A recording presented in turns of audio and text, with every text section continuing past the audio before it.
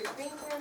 Should be a great round. The resolution we have is the USFG should significantly increase its inflation target. We have the Affirmative team of the board and privilege of dividing today's debate round. Our weight mechanism will be net benefits, to everyone, so it includes other countries and other individuals living in other countries as well. Our plan essentially is to, right now the quantitative easing target is 2%, we're raising it to 4%, which is pretty significant. When you look historically throughout the 1980s, there's a relatively high inflation rate of about 3.6 to 3.8%, that was considered very high, or relatively high, so raising it to 4% we believe is pretty significant. Shouldn't result in any problems, once again raising 2 percentage points, so it should be pretty good. Any questions on the plan, on ways and means? Yeah, I thought the resolution said the US Federal Reserve. Okay, US Federal Reserve, same difference, yeah. US Federal Reserve Yeah. through the US federal government, Okay, so pretty much same plan as soon as possible, and of course, through their normal ways and means of doing so. They're not just rapidly going to dump a bunch of money in the government, they do what they're currently doing, which is pretty much quantitative easing since interest rates are already virtually zero. So going to our plan, we have 200 points today. Number one is economic stimulation domestically, number two is worldwide benefits. So benefits to other countries who are currently benefiting from a increase in capital coming in from the US's economic policies. So going in first to economic stimulation, we have two major unique arguments. Number one, so there's still a lot of depressed industries in the US right now. Housing is still very slow because it takes a lot of time. It takes actually a lot of economic force to move housing prices or shift them significantly. So, I mean, yes, even if you're putting a lot of money or making a lot of easy money policies for people to go out and buy mortgages and houses, it takes a lot of money to actually move housing prices to the optimal point, which they currently are not right now since the housing prices of the 2007-2008. Also, you can see domestic manufacturing is still kind of weak. Detroit is coming back and bouncing back. Specifically, a lot of the cause because of quantitative easing policies that member Bernanke now Janet Yellen are actually implementing right now. But it's still very slow. We want to actually increase the pace of this economic stimulation. The second unique argument we have is an increase in jobs. It's hard to get startup money right now. You see that most of the jobs the U.S. economy is added are either at the very, very top in terms of investment banking, or at the very, very bottom in terms of service, or very basic service sectors working at basic restaurants, or kind of working in terms of at a store or something like that. So not kind of the middle class which jobs that we so accurately desire, which startups actually often provide. So the lack of startup capital or capital that comes in from having easy money policies, from having an increased inflation target, because what inflation really essentially is pumping more money into the economy to, put more money into the economy, making easy money more available for people to actually go use that money to invest in different types of things. So our links here, number one, pretty much increasing inflation target means more access to easy money. The stock market is an example. The stock market has actually bounced back pretty significantly under President Obama's term as a result of people having more access to money. So what happens under quantitative easing specifically is that the government buys bonds from these companies, therefore injecting capital that's created into these companies. They reinvest themselves, hire more people, etc., adding more money therefore to the economy, and therefore they can go buy more goods, buy another house, invest in more stock, etc. The stock market is a very good example of this. However, when you're looking at things like domestic manufacturing and housing, which once again are industries that are very stubborn and very hard to manipulate and push towards the optimal prices, we need something more significant, which in fact are increasing to 4%. The impacts here are pretty straightforward. We're raising these depressed industries up, so what this means is that you have more jobs essentially. So on both impacts here, the major impact is jobs. We still have a pretty stagnant unemployment rate. We go back and forth between adding jobs, very slow. It's been very slow coming back down. In order to keep some more optimal rate about 4%, we're currently about 7%. We need something stronger. So ultimately, because of having more money to invest in things, A, startups, and B, depressed industries, specifically the housing market, also the domestic manufacturing market, which is losing a lot of jobs. That's also good paying jobs. So we increase jobs significantly on our side, and of course the quality of life benefits that come from that. You have money in your pocket, you go and spend it, you pay for somebody else's job, you go and pay taxes, which means that the government has more revenues to pay for things like social services and paying off more debt, etc. So all of the money multiplier effect benefits and quality of life benefits come from that. The second point we have is worldwide benefits. We have two major unique arguments coming from this.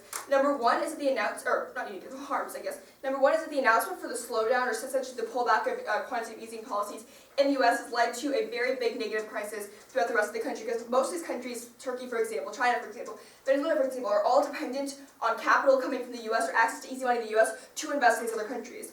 The second crisis you're seeing is a very rapid devaluation of currencies in a lot of countries. Two major factors that depend on a country's currency depends on in terms of its valuation. Number one, major external interest rates are rising. So especially U.S. dollars, when external interest rates like the U.S. dollar rise, it means that there's less access to money, because of course people are more interested in putting their money in banks, so they'll get a higher interest rate back than actually investing in the long term, which decreases investment going to those countries. So seeing as when you pull back from inflation or don't increase as much in the long term, once quantitative easing is over and we've reached this inflation target, what you're going to be seeing is that the interest rates are going to be rising back up once again, because once you're not injecting the economy, trying to keep them virtually low, you raise them back up, which is bad for other countries' currencies. The second negative impact you get here is foreign capital inflows dry up. So once again, by decreasing the access to easy money these companies have, or these individuals have, you decrease the amount of investments going on in other countries. There's actually real-world examples of this going on right now. And we have two major links here. Number one is the actual link. Number two is the perceptual link. So the actual link here is that what actually happens when you stop trying to inflate the economy, or set it at 2% rate, which is that countries literally don't have access to this capital they need to, number one, supply the currency, number two, continue the foreign investments they need to grow their businesses, develop their economies. That's very crucial in countries that are developing that actually need this capital to create businesses and move a bunch of move their individuals up to the middle class is very crucial for them. The second is the perceptual link. When you're looking in terms of when Janet Yellen and Ben Bernanke a little bit towards the end of his term, were announced that they're going to pull back significantly on the quantitative easing, you can see that just investors and speculation as a whole led to a lot of economic problems. Turkey, for example, saw a significant drop in investment going into its country and actually had to shift and advocate more towards its bonds, so people buying its government bonds just in order to save its currency from valuing. Yet it still couldn't, save it because Turkish dollar, or whatever the Turkish currency equivalent, fell significantly. So in terms of impacts, we have twofold. Number one, currency devaluation is bad. You can look at Turkey, for example, Venezuela, for example, when your currency is significantly devalued and you don't have access to more capital, businesses dry up. Your currency is significantly damaged, means that when you're trying to, inflation essentially goes up in those countries when your currencies aren't worth as much. Look at the example of Venezuela, which has one of the highest, inflation rates in the world. It's very, very bad impacts. Wages don't rise as a result of inflation, so when your currency is valued is bad. The second point you have is unemployment. When you don't have access to federal capital going into these countries and investing in businesses, investing in jobs, especially countries that are developing, it actually needs access to capital to transition from something like agriculture to manufacturing economy, from manufacturing to a service sector-based economy. It's very, very important to have access to this capital, which is decreasing when the U.S. does not invest specifically. So countries like China, Turkey, India, and Venezuela are all developing countries that are losing access to this capital and therefore have negative advantages for their citizens. So going over my cases as a whole, you can pretty much see, number one, we have access to great domestic advantages and also access to pretty good foreign advantages for all these reasons.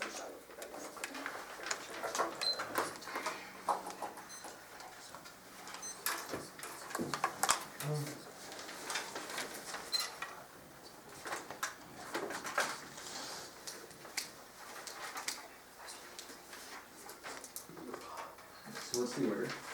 I'm going to be going over some off-case, some suppressed DAs, and then on-case. How many? I have one solvency press, 2 DAs. Okay, so 3 off and then 3 off, yeah. Is like the solvency press super long, or could I probably put it on case? You can put it on case, probably.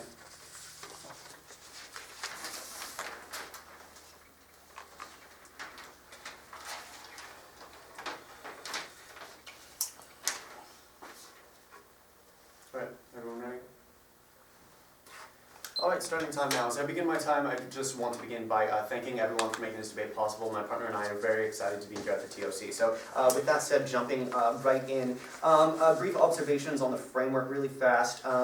We agree with the definitions that our opponents have set in today's debate, although I didn't hear any weighing mechanism. I could have misheard it, but in the event that there was no weighing mechanism presented rather by the affirmative, I think we should just be talking about net benefits to the entire world, Americans and the entire world. That out of the way, quick, awesome.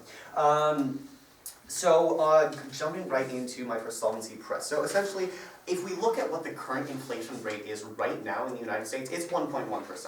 If we look at what the Fed's target inflation rate, it's 2% rather. So you have our opponents, they say we're going to raise our inflation target rate from 2% to 4%. But if we look at what the Fed is doing right now, we have driven interest rates so low, interbank interest rates so low, which is the primary mechanism by which the Fed manipulates inflation rates. We have driven this rate so low that it is near zero. It's almost it is impossible to use this particular mechanism any further to further do this. And the Federal Reserve is already trying everything it has. We've just started to decline our quantitative easing by 15 billion per month and the Federal Reserve says because our benefits as a result of using quantitative easing, these have been declining slowly over time, and we're going to get less benefits out of using quantitative easing. So the Fed really has no tools left at its disposal by which to raise the inflation rate anymore. We're in the status quo, we're trying to raise the inflation rate. Changing the target rate from 2% to 4%, that really doesn't change that at all. We're still using all of the tools at our disposal to make that inflation rate go up, and our opponent's plan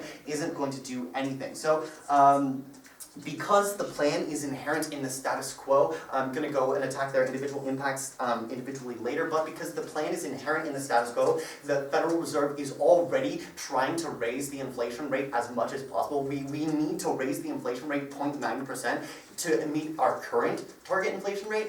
So there's no reason to believe that changing the inflation target rate is going to achieve anything whatsoever. So going on to my first DA right now, which is that of market confidence. So the uniqueness is that whenever the Fed does something unexpected, it causes great instability at in the markets. You know, my opponents actually brought up some really great examples of this. How, you know, when we proposed changing our quantitative easing rules, how that caused you know, some great impacts to overseas markets, Turkey in particularly. Well, some other instances, just a couple of weeks ago, Janet Yellen misspoke and she accidentally set some sort of target of 6 months for the Fed ending its quantitative easing, and this caused the S&P to go down by 3%, literally seconds after she said that. So we can see that the language coming out of the Fed has a direct impact on the markets. This also happened when the FOMC, the Federal Open Market Committee, announced that it had plans of sometime in the future lowering its bond purchasing or quantitative easing. The Nasdaq went down by 5%. So the market that the Federal Reserve uses has a direct impact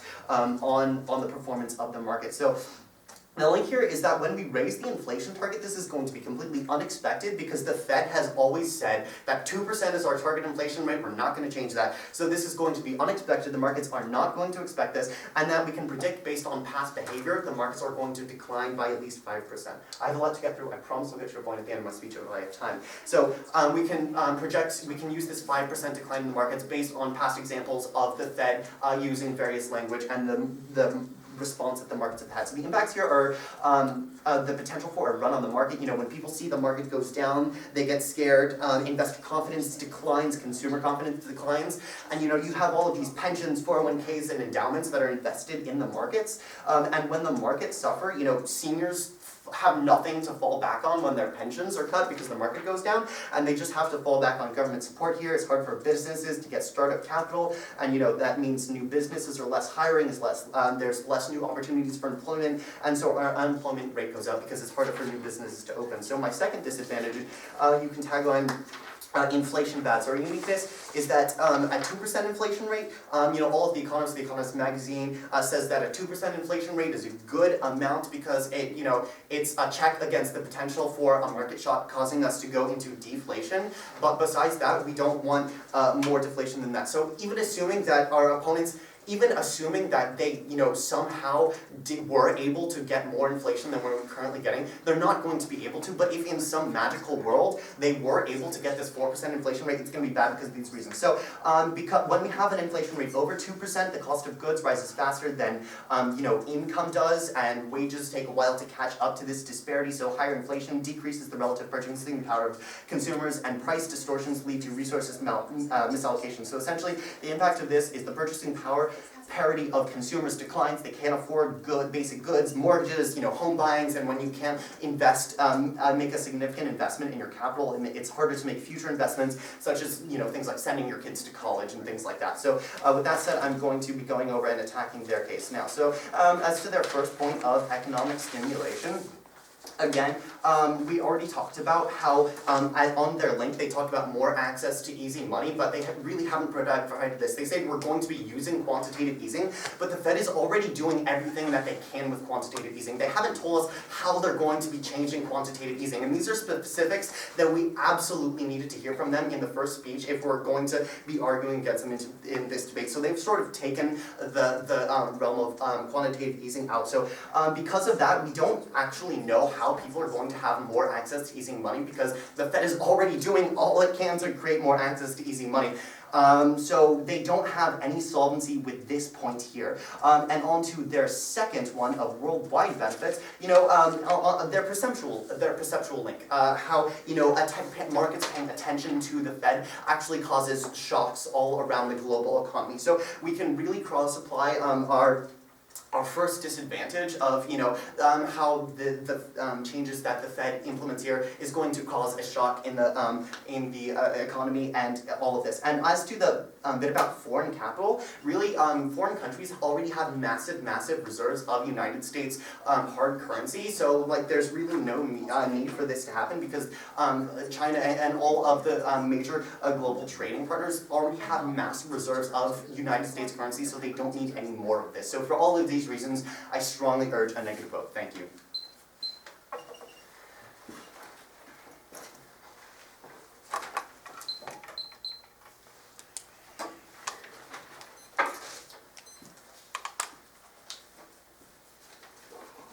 So I'll start by going off case with the solvency press and their two disads, and then go to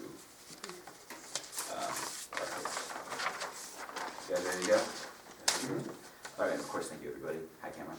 Alright, so starting my time right now, let's start by going into their solvency press. The first thing they said is that the Fed is driving interest rates so low that the interest rates are practically zero. That's why we're doing quantitative easing. It doesn't really have this problem of lowering the interest rates even further. And then they talk about there's less benefits to quantitative easing because of the fact that we're not getting to the 2% target. First of all, it's a gradual change. It's not like the Fed says something and snaps their finger and all of a sudden inflation goes to 4%. It happens over the course of years as they slowly infuse money into the economy. So when they're talking about it's not really working, it is working just at a gradual rate, which is a good thing in the way we want the economy to run. So this argument doesn't really make any sense. We don't actually get the benefits that we're not, or they can't say that we're not creating inflation because we do so gradually. It's not like when they say we're going to go 4%, the next day we're at 4%. Over the course of years we'll get to 4%, so that doesn't make any sense. We can also see that we've done quantitative easing recently for like 3 times and it's worked every single time, and they haven't provided any specific analysis as to why this specific instance of quantitative easing will create this problem that they're talking about, so it doesn't really matter. And they talk about less benefits of quantitative easing and it won't really work. We're doubling it. That's a pretty significant change in the way quantitative easing is going to be functioning within the United States, so we can see that we'll still be getting these benefits. So we look at the solvency press, which is really the only argument on case that they have, is that we see that quantitative easing doesn't lower the interest rate that you're talking about, so it's not going to, the problems of it being practically zero doesn't exist. We're doubling it, which is going to be a significant change that gets the benefits that we need. We've done it 3 times in the past and it's worked, and it's a gradual change, so when they talk about we're not getting there, we will get there eventually. That's the way it works. So finally, let's go into their first dissent. Their first contention, or their first unique argument they had here, is that the language coming from the Fed changes the market in the way it works. Yes, that's exactly what we're saying. We think that that's a good thing. When the Fed says something, the market reacts. We just think it will react positively. They haven't really provided any analysis as to why it will react negatively. They just kind of fiated that it would, and they haven't really had any evidence to support that. We can see that, so their link here is that the raising inflation rate is unexpected, so it will hurt markets. I think it won't come as it's like something that will harm markets. It will come as a surprise that will benefit markets. Just because something is surprising doesn't mean it doesn't going to affect the markets negatively. So when you see you have more access to capital when you have more inflation, which means that you will have more investments, because when you have more money, what are you going to do with it? You're going to invest it. So when you see raising inflation is unexpected, but that doesn't necessarily mean that it'll go negatively. We can see here with the historical precedent with the quantitative easing in the past, it'll actually raise positively. It's the other way around. They talked about how there'd be less money in the markets and all of these bad things will occur. When you look at very recently, when the Fed says that it'll lower inflation, all these bad things happen, but when they say you raise inflation, good things happen. So this market confidence dissat doesn't really work. You can turn it and say that market confidence will actually go up when there's more inflation because there's more money to spend. It's pretty simple. When you look at their past historical precedents, when they're talking about there's going to be a run on market and unemployment, that's when they said that there will be less inflation going on. I'll get to your question. I have time after I go through your case. You didn't answer me first. So we can see it's the other way around, and ultimately it's going to be a benefit there. There won't be the unemployment problems that happen. That's when you have announcements that you're going to be lowering inflation. That's not going to occur. Their second dissent was that inflation is bad. They first argued that 2% is good and the cost of goods raised higher. That's not really what's going to be happening in the U.S. because of the fact that we're looking at a gradual increase in the way that quantitative easing works. It works gradually. It's a slow inflation. If you look at a country like Venezuela, sure, there's going to be a lot of inflation that's really bad. When you have like 1,000% over the past 10 years, you're going to have food shortages and a whole lot of other problems with unemployment. But when you have a gradual increase in inflation, it does not create this problem. So we can see here that this 2% really, they never said why 2% specifically is good. They said it's like 1%. The economists said so. But we can see that 4% is actually good because it creates more of the money. It creates more capital to spend and invest. So we can see that these problems with cost of goods raising higher isn't. First of all, we don't have high enough inflation to create this problem. The gradual increase solves this problem in the long term, so we weren't actually going to get access to this. They didn't really spend a lot of time on this or didn't warn out or anything. They just said 2% is good and cost of goods will raise higher and moved on. So I think I've covered this pretty fairly. So that being said, I'll slow down and go into our case. Our first contention is that economic stimulation is good, and we have 2 unique arguments here. This first is that there's a depressed industry and the housing market isn't moving as it should be, and domestic manufacturing growth has been very slow and it needs to be faster in order to benefit the economy. Their only response to this is that they can see the solvency press. Well, I already talked about the solvency press. We're doubling it. It's worked in the past. I said all of these things, so they don't really have any rebuttals. So you can make some pretty big extensions here. You can see that we're raising industries and helping to stop the stagnating unemployment. When you have people that are more comfortable spending money on houses because they have more money to spend, that means that the housing market will improve because of the confidence that people have in it. You see there'll be more manufacturing jobs because people are more comfortable investing in Detroit, and all the rising manufacturing that's happening in the U.S. that's happening very slowly right now and can be happening a lot faster if there was more money to invest in it. So we're creating a lot of jobs, and Caitlin talked about why this will improve the quality of life. When we have people with jobs that's created, that means that they can spend money, which means that more people have money if they buy something at Target, then Target employees have more money. That means that more people are paying taxes, there's more money going into social programs, which means that people will be having their standards of living met and increase. There will be more people who have money that can invest in the future, which increases the cycle of confidence. So ultimately, you can see there will be huge benefits to the United States, as every single person's quality of life will improve significantly as they have more money to spend in the long term, which is a very good thing. You can extend this. They didn't really talk about it. I responded to the solvency press, which is the only offense they had against this. The second contention we have is that there will be benefits to the world and the market and in growing markets. And this is specifically important, and this is really the most important impact in this round where we have the most magnitude, because we're looking at places that have a very low standard of living, don't have a lot of money, don't have basic needs to healthcare and education and other things met, that are growing and able to, and have the huge possibility of getting these things if they have people invest in them, if they have the US and other countries invest in them, which gives them what they need. So we can look at our harms. First of all, the slowdown has led to a crisis. We talked about the way the Fed, something common in this round is that the Fed's language affects the way that the world works. And a good example of this is when they said they were slowing down inflation, all of these markets in the world it crashed and really didn't have anything. We could also see that at least when you get rid of lower inflation, what happens is that people keep their money in banks rather than spending it because they don't have as much. That's bad. That was also not responded to. Their only rebuttal is that they said that the first is that I already talked about that. It'll be increasing the market speculation in a good way, and the reaction will be positive. And then they also said that there's already have these reserves of hard currency, so there's not. So that's like beneficial. They talk about like China has a lot of reserves of U.S. hard currency. First of all, lots of places don't have these reserves that they're talking about. A lot of countries don't have them, and what happens is when you have high investment, you can have more countries having it, which is a good thing. We could also see that a lot of countries are running low. They never said these countries have enough or have a sustainable amount. They're running low on the amount of hard currency reserves that they have. So when you increase this, you increase the amount that they have, which is a good thing. So you can extend very important impacts coming out of this. The first is that currency devaluation will be prevented. We look at countries like Turkey and Venezuela. So what ultimately will happen is that they'll have more money to invest, that people's basic living standards will be met, and these countries can grow and meet the basic standards of living that they need, because there's a lot of third world developing nations that need this money. You could also talk about you reducing unemployment in these areas. When unemployment happens in these areas, they don't really have social programs to count on, and they're going to be really stuck in the mud and not be able to do anything there. So you can extend those benefits there. I have a little bit of time left to answer your question. Yes, so could you talk about actually the numbers of the markets when supposedly the Fed announced these changes to its inflation rate, and how exactly the market moved? Do you have specific numbers for that? Can you repeat that question? Yeah, so you talked about how when the Fed has announced that it's increasing its quantitative easing policies, you said that the markets responded positively. Do you have evidence or numbers to support that? We don't have any numbers, but when you look at, like, as we said a lot in our case, when countries like Turkey, when they heard the announcement that the inflation rate is going down, there was a huge market freak out, and they said, like, you have to buy our bonds instead of invest in our country. Otherwise, our currency is not going to function. So we just started saying, like, pretty warranted, pretty clear, the common sense is just going to go in the other direction when you have more inflation. So for all these reasons, urge an affirmative 2 ballot. Thank you.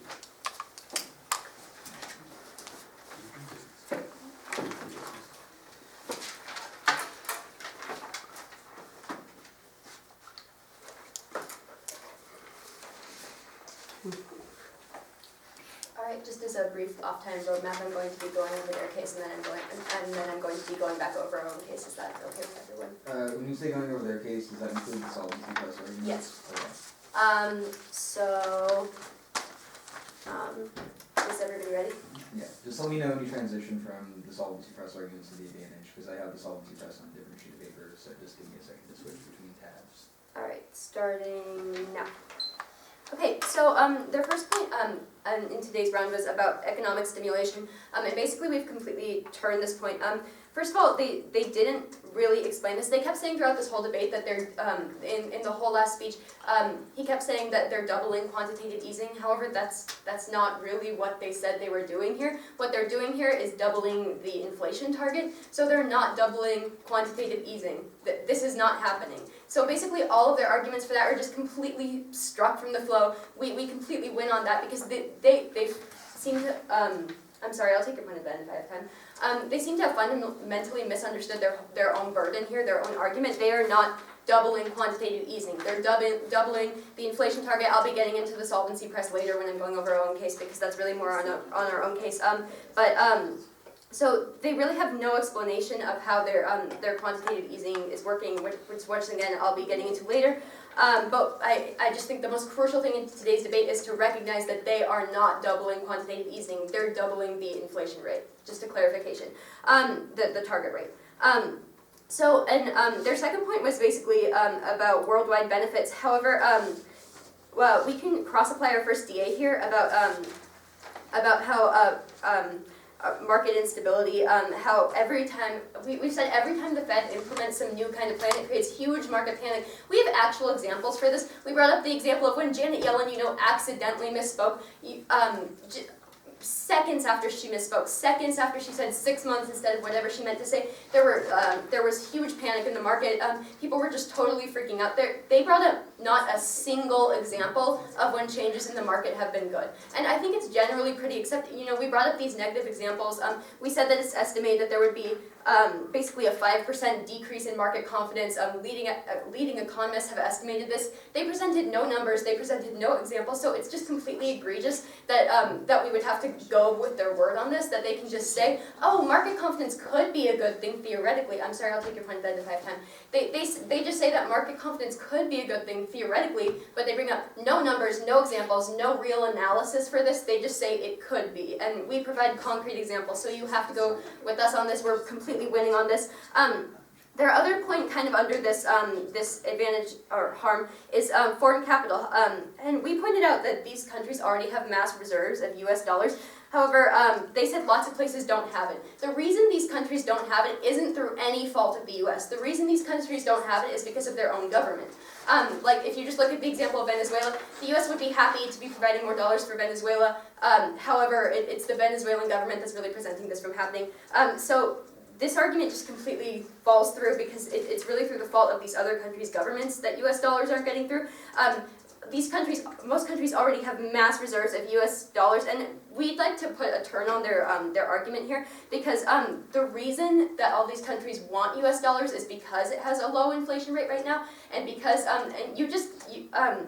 so basically, the United States dollar at a 2% inflation rate is very highly desired right now. It's a hot commodity because it's a lower inflation rate than other countries' currencies. Like, if you just look at what happened in Zimbabwe, Zimbabwe had an insane inflation rate, and so then they started using the US dollar because it had such a low inflation rate. So this is just a complete turn on that argument. Now I'm going to be going over, okay, so the first thing I'm going to be doing is going over the solvency press. Okay, our solvency press is basically that the current inflation rate is at 1.1%, no matter what way you look at it, and the target rate is at 2%, no matter what way you look at it. We have tried everything, and the Federal Reserve themselves, the Federal Reserve Board, has stated that quantitative easing right now is not working. That's not to say it hasn't worked in the past, but it is not working right now. We can't continue to use these methods. If the Federal Reserve themselves is saying, okay, we've tried this, we've tried everything we can, and it's not working, clearly it isn't. And basically, all they said to this was that there's a gradual change, that this will happen over many years. However, the Federal Reserve has already nixed this. They have said that it's not going to work. So this just completely, we just completely win on this. And once again, they say that they're doubling quantitative easing. And once again, very importantly, they're not doubling quantitative easing. They have provided no actual analysis, no actual link to how they are actually making quantitative easing work. Quantitative easing has been shown to not be working recently. They're not, this can't just magically happen. We can't just assume that this will magically happen. You can't do the work for them. They have to get up here and say how they are going to improve quantitative easing. And they're not doubling it. They're doubling the current inflation target rate. So really they're not doing anything here. They're not showing us how this could work. So now I'm going to be going over the DAs. So our DA1 of market instability, basically we brought up all these examples of how it creates market panic. But all they say is that when the Fed says something, people react positively. Once again, they provide no examples, no analysis to this. This completely goes against all our examples, all our numbers. They provide the Janet Yellen example, and it's completely a fair assumption to assume that people react negatively to change. So once again, they have no examples of positive change, and they can't bring that up in their final speech. And our DA2 was about how basically inflation is a bad thing. Economists say 2% is the best. And once again, they say we're looking at gradual increase. However, gradual increase has effect too. Actually, leading economists say that a 4% inflation rate would lead to relative price distortions. Not all prices inflate at the same rate, and so inflation generates some relative price distortions, which lead to resource misallocation. And the higher the inflation rate, the greater these distortions. This is from The Economist. So this is basically, and they completely refuted all of our analysis on this, or they completely ignored all of our analysis on this. They didn't even look at it. So they ignored our whole link about basically how this inflation rate is a very negative thing. So really, when you look at what they're doing, they brought up here not only a completely insolvent plan, but they have provided no way for us to actually think that quantitative easing would work. The Federal Reserve Board has said that very clearly that quantitative easing, while it has worked in the past and has been very good for the United States economy in the past, it is not working. We need to try other methods. And they get up here and say that they're doubling quantitative easing. Don't buy that. raising the target rate is not going to do anything. Raising the target rate, I mean, right now we're lower than our target rate, and we're trying everything to raise our current rate. It's not doing anything. We see that. Once again, we see that leading economists think that raising even to 4% would be a very negative thing for the U.S. economy. And so basically we see all these huge negative impacts, and we are just winning on the fact on the fact that this is a completely insolvent plan, but also through all of our analysis and all of our reasons why too much inflation is bad. So for all these reasons, I urge a strong vote in favor of the negation. Thank you.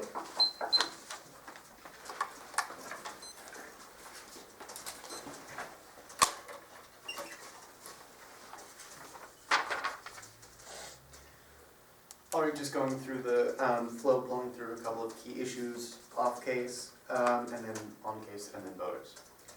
So that's starting right now. Briefly, thanks everyone for making this possible. I'm going to jump right in to the very top of case. At the very beginning of today's debate, our opponents came up here and they said that we're going to be doubling the target rate for inflation to 4%. We're going to be using normal ways and means, and one of these is quantitative easing. Then they went ahead and moved on to their plan, rather to their advantages. But then if you remember how I talked about in my very first speech, quantitative easing is something that we need to know how they're going to be utilizing this mechanism. And because they failed to provide specificity, we don't know how they're utilizing this market mechanism. We have no reason to believe that they have the potential to double it. And on a side note, it would be extra topical if they were going to double it, but the quantitative easing, but I'm not going to go into that right now. So with that said, just pulling through my solvency press, the only thing they said to that is that, well, we're doubling quantitative easing, so, you know, all of our solvency press doesn't apply because we've done that before, so no.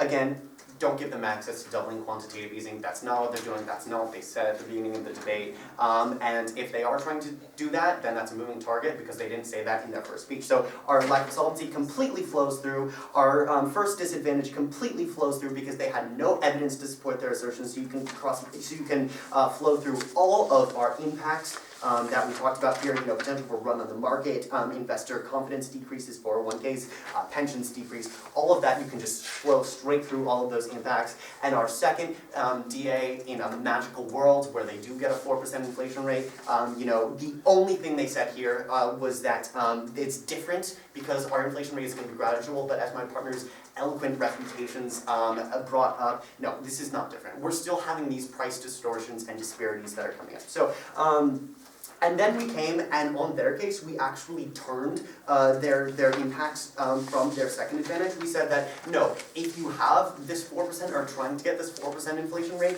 then that makes the United States currency less desirable. It makes other countries want it less because it's not as stable. And so we totally turned this.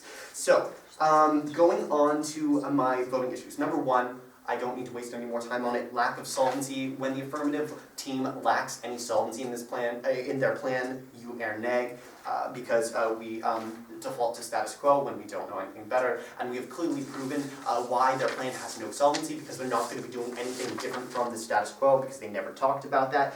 And my second voting issue, I'd just like to do an impact calculus of the various impacts that have been brought up. So, again, we're looking at our impacts of the effects on the economy of in various investments in the economy of the decrease in the purchasing parity power of consumers. So let's look at the timeline. Literally seconds after the Fed announces such a policy, you would see the impacts that we talked about. Literally seconds, because this is what happens in the past. Seconds after Janet Yellen talks about these changes, the markets have responded negatively. So our impacts, you're going to see them almost immediately after such an announcement is made. The probability is 100%. The market has done this in the past. We know they're going to do it in the future. And as to the magnitude, it's really worldwide now, thanks to their second advantage, which we turned. The impacts that we brought out of this now about how the United States currency is less desirable and how other countries are going to want our currency less and how it's going to be less useful to them, therefore there's less demand for the United States currency. That is a worldwide impact here, but then we can also come back home and we can also see our impacts of, you know, investment suffering, how people are not able to create jobs because they can't get capital from banks anymore because their investments have declined, consumer confidence is less, therefore they're less willing to make investments in new startups. We made all of these really, really great impacts at the very beginning. And remember, if the stock market suddenly takes a dive, grandma's pension is suddenly cut, then grandma has nothing to fall back on, and grandma has to fall back on the government. And the government may not have the resources to support grandma when the market is wiped out for 401k. So this is the risk that we face when we present these market-moving changes by the Federal Reserve. We simply cannot afford to have these risks whatsoever. Even if there is the tiniest potential for such a massive, massive change in the markets, we can't allow that to happen. We see that there is a very, very high potential. There is almost certainty that these effects would happen. So for all of these reasons, I strongly urge a vote for the neg, and I encourage you not to allow any new argumentation from my opponents in their past speech. Thank you.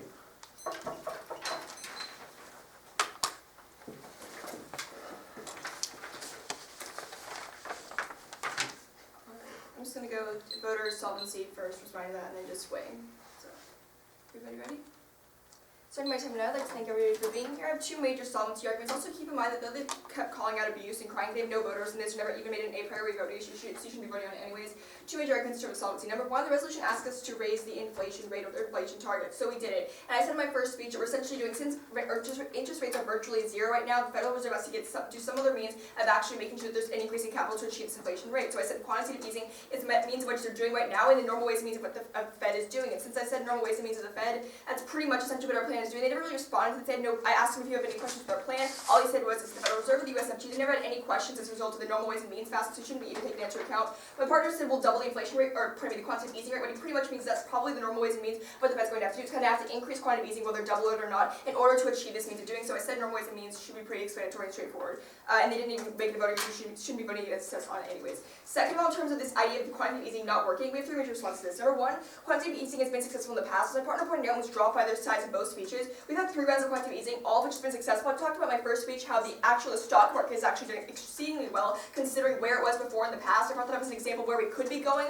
but the housing market right now and the domestic manufacturing, while they have done better, are still pretty slow behind. We want in order to improve them. That's essentially our entire uniqueness, which they conceded and dropped with this entire speech. So what you can really see is number one, we have inherent links that they conceded, or inherent warrants that they conceded. That quantitative easing does work. Second of all, just because the their only warrant for why it doesn't work is that somebody at the Federal Reserve, we don't even know who at the Federal Reserve, said that it's too much quantitative easing doesn't work. Just because somebody at the Fed says it doesn't work does not make it a warrant, nor does it make it legitimate. So they can't just say the Federal Reserve that concedes it doesn't work, therefore it doesn't work. The third response we have to it is that they have no warrant as to why quantitative easing becomes less effective over time. There's some economic theory or principle behind this. There's some sort of examples. We've had 3 rounds of quantitative easing. It's been successful every single time. They have no warrants or evidence in any of their realms to prove that quantitative easing is not successful over time. That the current trajectory of the monetary policy we're currently using, which is quantitative easing, will not continue to work in the future. So therefore, I think we pretty much defeated their solvency Point of order, all this analysis about how we have no warrants, how we haven't fully explained why our examples are good enough or whatever, that's completely new argumentation. Your partner had time to address that in his speech. My partner did bring that up in his speech, I'm pretty sure, so I'll leave it to the judges to look over the flows and defer to them. I mean, it's a panel, so it's under consideration, but I'm just gonna say that generally speaking, the rebuttal, it's cool to weigh warrants and impacts count. So, it's generally under consideration, but This mostly sounds like warrants to me. yeah, I'm giving the PMR a lot of leverage. Okay. Make these arguments. So continue my time now. Now I'm just going to basic weighing. So really the only economic arguments that they have on their side are number one, there's going to be some sort of run in the market, which really doesn't make any sense to me because what they're talking about is their whole warrant and their whole evidence or example that they provided was when Janet Yellen said that they're going to be pulling back quantitative easing, and this made all the markets panic, which is exactly our perception like we're talking about. You can't argue that there's going to be this whole run in the market, that markets are going to collapse if you're using the exact same example we use for our own perceptual link. What we're trying to prove here is that they have, first of all, not only are they arguing for our side here, but second of all, they have really no examples. In fact, what you actually do is you're going to see the markets improving because we have greater access to capital. It means every single investor now is going to be like, hey, I can keep investing in Turkey. Turkey's going to be happy because they know they're going to keep getting increasing capital. It's exactly what we're saying. We turned this argument. My partner actually said turn. In his speech, you can classify they never even touched that turn in the block, so this point still goes to us. The second point we have is the inflation bad. So that they said is inflation bad. Number one, because it creates price distortions. Number two, because no one wants U.S. currency anymore, which is completely bogus. So going first into price distortions. Number one, we're not Venezuela, which has like a 1,000% inflation rate increase over the past 10 years. Our partner brought this up. I mean, we've had general fluctuations. I talked about in the 1980s, we had about a 3.8% inflation rate. We didn't have huge price distortions. We've been increasing our inflation rate for the past, since the economic crisis happened in the first place. We've had progressive quantitative easing. Where these price distortions happen as a result, our partner talked about how it's gradual. We're not deviating from any specific policy. We're just increasing the amount of quantitative easing gradually over time. So why are these price distortions? Have they not happened in the past? And how extreme will they be anyways? They've never really quantified how extreme will these price distortions be, or should the magnitude of those price distortions be weighed above something like, creating more jobs for the housing market and creating more jobs for domestic manufacturing. Second of all, the idea that no one wants U.S. currency anymore. No, the U.S. currency is probably one of the most stable currencies in the world. Comparatively, a 4% inflation rate is much, much lower than most of any other inflation rate of any other currency in the world. They have no warrants why nobody would want to use the U.S. currency anymore, or even why this is a bad thing. They don't provide any negative impact on this anyways. Point of order, there was never any argumentation against that term. It was first brought up in your speaker, or the second speaker's speech, about nobody wants the U.S. dollar anymore. Yeah, judges. All right. Can I continue? Yeah. So continuing again, once again, going to really where we're running on this issue. So they've significantly dropped most of our points, especially in terms of the uniqueness. They dropped the fact that housing and manufacturing are very slow right now and can't improve long term. We talked significantly about how jobs are just incredibly important. All I kept talking about was grandma's not going to get her 401k because we don't have any solvency. But in the long term, they've dropped. Since you buy our solvency, you can see that the housing market, investment manufacturing, increase those jobs. In fact, it takes a lot more money. It takes a lot higher inflation, more access to easy money to move these markets forward. Is an inherent benefit of the second speaker jobs, and the third speaker never really touched in his speech either. So you can extend those benefits across its impacts. And when you look at the housing market, which is pretty much a really big fundamental part of the U.S. economy, and mirrors and models a lot of the booms and busts of the U.S. cycle, it's very important for us to move that towards better potential rates. So that's much more beneficial, much better than any specific types of run in the market or any investor confidence planning that could potentially happen in their worlds. The greater magnitude is on our side, and the increase in jobs. As I talked about my first, which was also never responded to, it's like that jobs are not being created in middle class areas, or being created by bottom levels because there's not a lot of access to capital for great startups. They dropped this point as well, so they increase the amount of jobs, high skill jobs, and quality jobs that aren't just part-time labor, in order to make the entire middle class benefit as a whole, and of course increased tax revenues to the U.S. should be preferred over any specific type of economic part they brought up. Finally, in terms of other countries, they've dropped this and severely undercovered our point about other countries. They extend all the arguments across about helping countries develop, especially Turkey. We're not saying that they're third world countries, but we're saying that by having more investment into capital and businesses, they can grow, create more jobs, become more stable long term. All those points they dropped is extend across the flow. I'm sorry I didn't have time to cover that. So early reasons, John, go to the affirmation slide.